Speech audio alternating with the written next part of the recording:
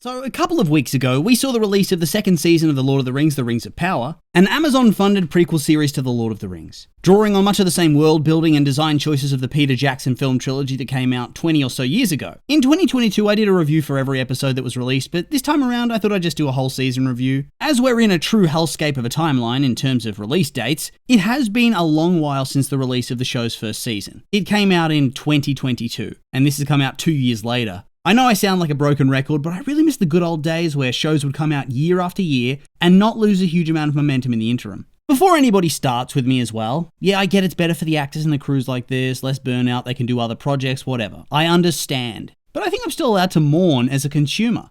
It's so frustrating when you quickly realize that you're not going to get more content for at least 2 years. So for Rings of Power, that means another season in 2026, although no news on when they start filming or anything of the sort, and 2024 is almost through, which is also pretty terrifying. So good chance it could be even further than 2 years away until we see any more from this. It's not just Rings of Power either. It feels like all big name shows are forced to do this these days. I do wonder if there's any proven effect. A decade for 5 seasons is truly insane, but I guess it is what it is. Enough about that though, we're here to talk about the Rings of Power. So yes, the Rings of Power Season 2 came out, and I think it's pretty fair to say it was rather hotly anticipated by many, for good and for bad. When Season 1 came out, I think it's fair to say it was very controversial. For starters, I think a lot of people got in their feelings that the IP was being touched at all, as to them, the idea of anybody but Peter Jackson making some Lord of the Rings is like burning a holy book. So already before anybody had been cast or anything had been filmed, they were up against it. Then there were diversity complaints, which are rather ridiculous to me. I'm not going to bother giving them oxygen here.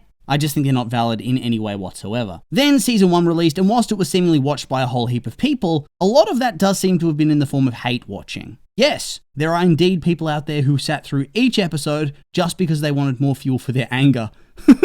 For Season 1, I can somewhat excuse it, assuming that in good faith, you thought that, maybe the show's going to be good, or if you didn't like the start, you might soldier on through it, and it'll get better, only to hate it all. But then so many of these people seemingly sat down to watch Season 2, and my sympathy just dried up. You're doing it to yourself on purpose because you want to be angry. That's all there is to it. So I think it's safe to say that while Season 1 was a big hit in terms of viewership numbers by the standard of Prime, and I seem to remember it getting a good critical response, it had a far more mixed audience response, who largely picked at it from the angle of accuracy to Tolkien's work, or hiding behind that excuse, whilst rather humorously ignoring that the goated Jackson trilogy diverges significantly from the books. In many key areas, Peter Jackson's version streamlines the story or simply adds rule of cool moments to get the audience hyped up and excited. E.g., the elves coming to fight in the Battle of Helm's Deep in the Two Towers. That's like one of the biggest examples ever. Or full-on cutting the scouring of the Shire from the films in order to have a tidier narrative flow. And this is coming from someone who devoured Peter Jackson's Lord of the Rings from the tender age of 5. I'm not criticizing, I'm just stating facts. Of course, there were more complaints than just these,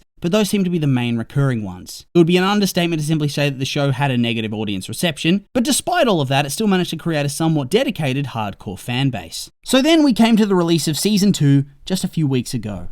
Weeks, months, it was this year. Anyway, when a second season comes out, generally you'll see one of two things happen. Either the quality of the show takes a nosedive, usually in the writing department, or there are noticeable improvements overall. In my experience, there is rarely a sense of maintaining the status quo when it comes to these sorts of things. I think it's mostly because there's the most drastic changes made after a Season 1, whereas for the gaps for Seasons 2 to 3 or beyond, there is less of that. Writers are getting a feel for the world, and after you hit that second season, I think you've got a much better feel for the story you're telling and the vibe of the show in general. In the case of the Rings of Power, I personally think there's a big improvement from Seasons 1 to 2. Now, I like the show quite a lot. Season 1, I did reviews on, and I was rather mixed at the time. I think I enjoyed a lot of the setup and premise, but there was so much going on that we couldn't really get into the nitty-gritty of plot progression. A lot of it was establishing the world, and so in a way that we couldn't really have any narrative stakes. It wasn't always the case, as we saw with the progression of the Galadriel-Halbrand storyline or the Mithril plot and the dwarves, but there were weaker points too. The Southland storyline, the Harfoots, even some of the Elven scenes dragged. Although I do feel some of my views in hindsight were more negative than I really felt as a whole, and I was being guided by reading other people's thoughts on the show. It just had such a massive internet presence, it was kind of impossible to ignore, and it made me focus on things that I didn't like more as opposed to what I did like. Overall, I did come away from having enjoyed it a lot, but I felt like there was improvements to be made. And thankfully, for me, Season 2 did just that, and was an overall improvement in every single way. I think everything just got a whole lot more settled and felt more relaxed than it had been previously. There were elements from Season 1 that were already top tier, and indeed in this second season, they remain top tier. Let me explain. I feel like if you're going to try to make works in the lore of J.R.R. Tolkien, there's one thing you need to understand, and that's music. Music is deeply important to Tolkien's work. The power of song to evoke glory, strength, grief, longing, cheer, and joy. It's an integral part of the puzzle that pushes it forward as a fantastical, legendary work. It's like you've discovered the ancient stories of a genuine culture, as opposed to a hodgepodge fantasy realm that doesn't bother fleshing out cultural elements. So much lore, history, character, and world building, in the books at least, takes place through random songs and poems. And whilst they don't really do that much in the show, the score and then the actual songs in the credits like Wandering Day, Tom Bombadil, Golden Leaves, they evoke those feelings I have when I read the books.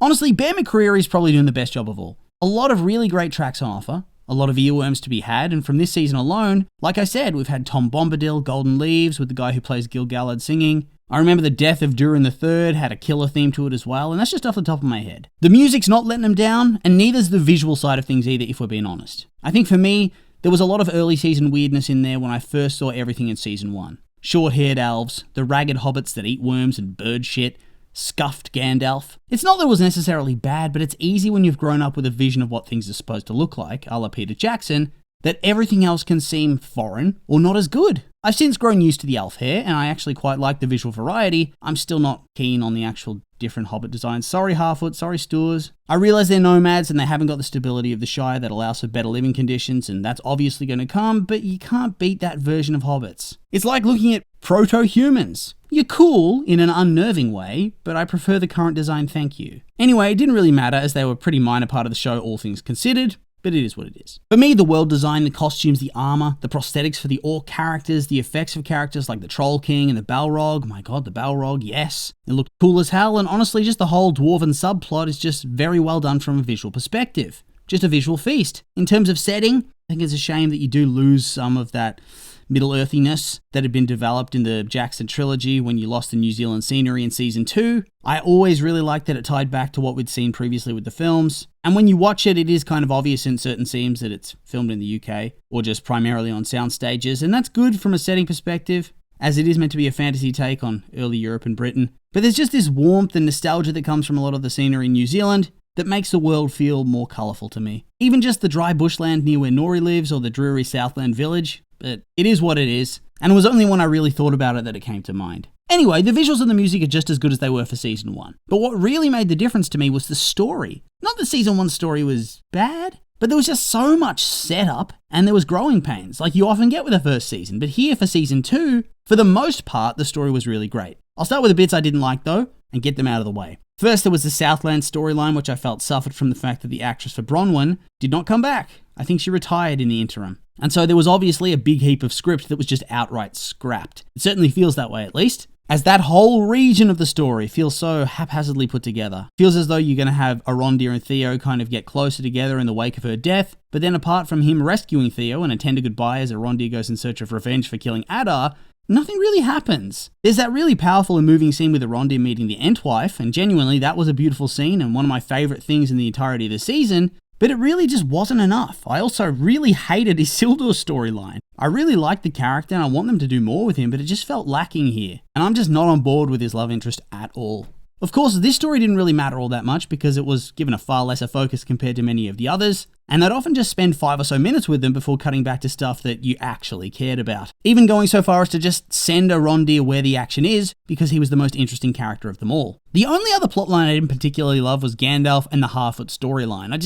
It wasn't what I was expecting. I was keen for this grand adventure with Nori and Gandalf, but then we're just planted in the desert, and these desert characters are hunting them for reasons that are still unclear. You introduce the Dark Wizard, but we don't know who he is, or his beef with Gandalf. We spend more time with another Hobbit clan, the Stoors, with the only real cool revelation being that the Wandering Days about finding the Shire in the future. It just felt like this got way too many scenes for how little happened. Like, now there's a Hobbit romance. Yay! Everyone was clamoring for that. But we really know nothing about these people other than they live in some shitty desert holes. I love Gandalf as well, but almost nothing was achieved in his story other than him getting his name, and his staff too. And anybody with half a lick of sense could have told you that was coming, since he's been quoting Jackson's Gandalf since season 1. And that's not to say his scenes had no charm. He's played very well, the scenes were interesting, but I just wanted more to happen, you know? I enjoyed Tom Bombadil's stuff, but I just felt they were underutilized. But beyond those letdowns, I really felt like there was a shit ton of good story in here too. For starters, although I wish it was given more time, I felt like the Numenor storyline was awesome. I love the political side of things, and it's not something you traditionally associate with The Lord of the Rings, but here it seems to fit in seamlessly. And the characters are so well crafted. You have two main protagonists who are easy to root for, and have all the trappings of a doomed and tragic romance.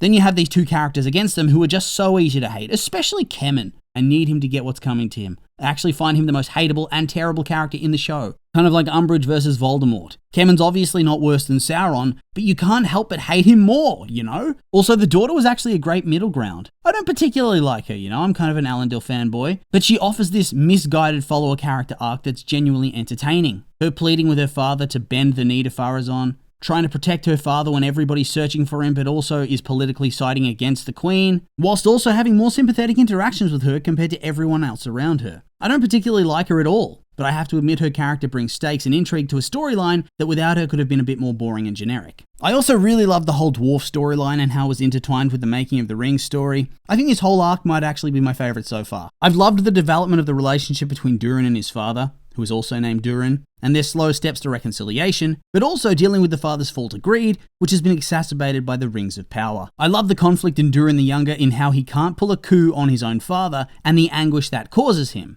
The push and pull dynamic was just amazing. And it left you guessing until the very end of how their relationship was going to end. And it has one of the most metal sequences in the entire franchise, where the old king goes one-on-one with the Balrog. And yeah, he dies and does no damage, but it does cause a cave-in, which is going to keep that Balrog nice and away from the storyline for the time being. I'm a big sucker for epic scenes like that, so it was a good way to finish the story. I also really enjoyed the wholesome husband and wife dynamic and how they always have each other's backs. That was a highlight in season 1, so it was great that it carried on throughout this season as well. It's just a breath of fresh air compared to all the battles and high stakes discussion in a lot of the other scenes. The way that Durin sees through Sauron immediately is also such a welcome contrast to how everybody else gets manipulated, and also plays into his friendship dynamic with Elrond, as they're clearly quite similar in that regard, or at least how you would expect Elrond to see Sauron. And now we get some dwarf politics and a civil war storyline with his brother. You kidding me? Can't wait for that. Hell yeah, bring it on. And then we get to the elf storyline, where there's also just a lot to love. I think the highlight of the season has to be the slow burn, abusive relationship between Celebrimbor and Sauron, starting off as pure and wholesome, but then rapidly devolving into gaslighting, cruelty, triangulation, betrayal, torture, mutilation, and then finally murder. Both actors played their roles to perfection and were just so unsettling in the way their personalities and dynamic evolved over the course of the season. At first, you kind of can't help but think, how can Celebrimbor so easily abide everything this guy says? But the longer you go on, the more you see how ingrained the manipulation and reverse psychology goes. And it's almost like you too as the audience are being gaslit. You kind of struggle to read Sauron as well. And this isn't just with Celebrimbor, but also many of his other scenes in the season too. You open with him as a sludge monster brutally murdering some poor woman in a cart, and then 10 minutes later, he's having this really friendly, nice conversation with some dude, and you genuinely feel as though he wants to change or get better. And then, 7 episodes later, he throws some elf off a bridge after using her and making her feel like she was so important to him, only to discard her so easily. The dude's so well written and well acted and really plays into that covert narcissist type. He's so much better in his own eyes than Morgoth ever was, and he's so clearly deluded as Celebrimbor accurately reads him, but there's still doubt there. Not in the sense that he'll ever actually improve or get better, but just in his own convictions and rage. The psychological exploration of Sauron was not something I was expecting in this show, but it's arguably the most enjoyable character to watch, the best storyline of all. I also loved Adar and his conclusion. The parallel death was great, his scenes with Galadriel were really fascinating, and it wasn't really a dynamic I was expecting to enjoy so much. I genuinely thought when she showed up at the camp in chains, oh, this is gonna drag. But it didn't. He showed intelligence and an alternate way of thinking. Not necessarily the right one, but not without sympathy or understanding. And that's what I feel like the show is getting right. Moral ambiguity. Not in the sense of everything's grey, but in the difference of priorities of what's right to protect. Different moral quandaries on how to go about achieving the same goal. I even enjoyed the humanization, of the orcs. Showing that they're not just mindless beasts or pure evil. They have potential, I suppose. Or they did before Sauron got his claws on them. That's the turning point where I feel like there's no way back for them. I know some people cry because they want orcs to be pure evil, but I actually feel like this makes more sense and is actually even worse. That they betrayed Adar so quickly, despite knowing that Sauron's got to be a worse person than him, and knowing that Sauron would not give two shits about their families, but they were so desperate because they felt like Adar was being too one-track minded and they'd lost faith in his care for them, so they betrayed him first before he could betray them. And by doing so, they ensured that their race could never be redeemed. So it's one big tragedy, really, and I think that makes more sense for Tolkien's world.